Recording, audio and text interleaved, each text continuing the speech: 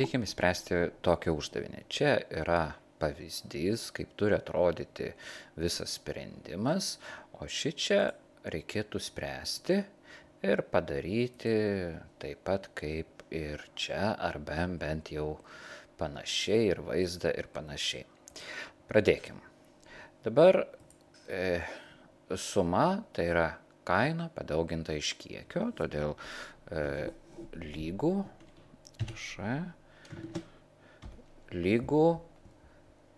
kaina D9 dauginam žvaigždutė iš kiekio ir spaudžiam Enter, sudauginam.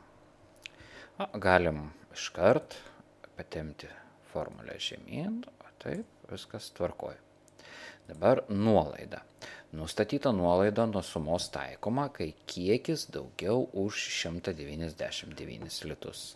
Čia iškart naudosim if funkciją, todėl spaudžiu, ieškau ifo, ifas yra ir nustatyta nuolaida nuo sumos, kai kiekis yra daugiau už 199. Tada suma yra dauginama iš nuolaidą, nuo šiuo atveju dar ne procentai, procentinį formatą vėliau padarysim, kadangi šičia ta nuolaida yra visiems vienoda, todėl turi būti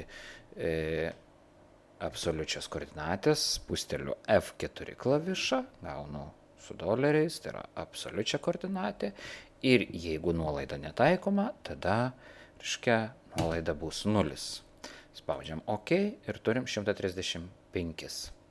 Ir iškart galima paskaičiuoti sumą su nuolaida, tai yra iš sumos atimsim nuolaidą ir gaunam, kiek reikia mokėti.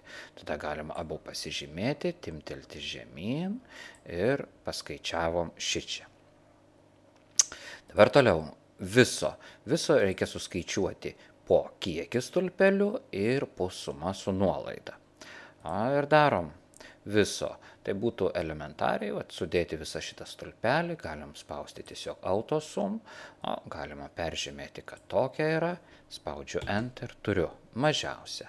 Aišku, būtų min funkcija, min, ir taip pat perbraukiu per visą stulpelį, OK, didžiausia būtų max funkcija, paieškokiam max, taip, vėl tas pats koordinatės, tas pačios, OK, ir average funkcija, nes vidurkis, average funkcija, vidurkis irgi prabraukiu čia ir OK.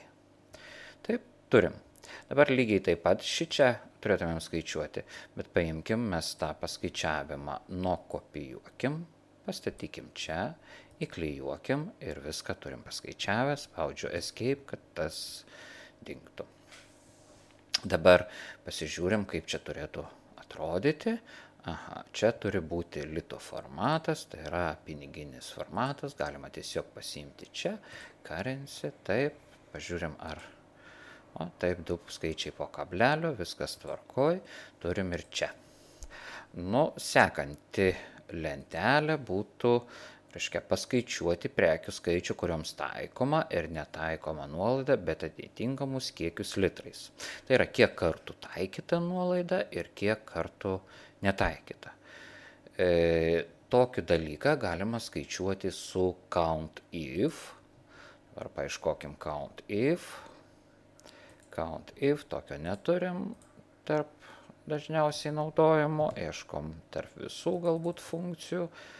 Ir COUNTIF, OK, ir dabar taikoma nuolaida. Tai yra, perbraukiu per nuolaidos stulpelį ir kriterijus būtų daugiau už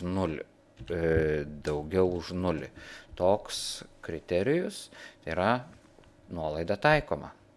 Spaudžiu OK, turiu negerai, kad 9. Pabandykim dar kartą. Kažkas nuolaida. Kriterijus būtų daugiau už 0, daugiau už 0, ok, ir turim 6, taip. Turim 6, daugiau už 0, neparašiau daugiau už 0. Netaikoma nuolaida, tai būtų tas pats count ifas, vėl einu prie visų funkcijų, count ifas, vėl nuolaidos stulpelis ir kriterijus gali būti 0, tai nuolaida netaikoma. Taip, 5 kartus taikoma, netaikoma. Dabar kokie kiekiai? Tai skaičiuojam su sum ifas. Pažiūrėkime, gal čia yra, sum ifo nėra, tarp all būtų prie S raidės, sum ifas, ieškom sum if, ok, ir range nuolaida vėl tas pats, kriterijus būtų daugiau už 0 ir sumuosim, aišku, kiekio stulpelį šitą. Ok, turim ir netaikoma nuolaida, tai lygiai tas pats sum ifas, tik tai kriterijus bus 0, nuolaidos stulpelis range, kriterija 0 ir sum range irgi kiekio stulpelis. Turim ok, sudėliojom. Dabar pagal gautą lentelę reikia braižyti diagramą, pasižiūrim kokią tą diagramą, pasiskirstimas pagal nuolaidą kiekis litrais. Tai yra kiekis čia, o tas čia. Tada mes pasižymim. Taip galim žymėti ir su Ctrl nuspaudus laikant pasižymim tuos du.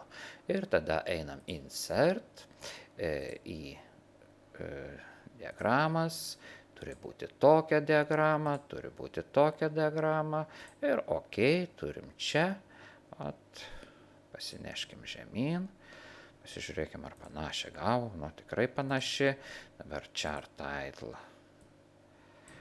Parašom pasiskirstimas pagal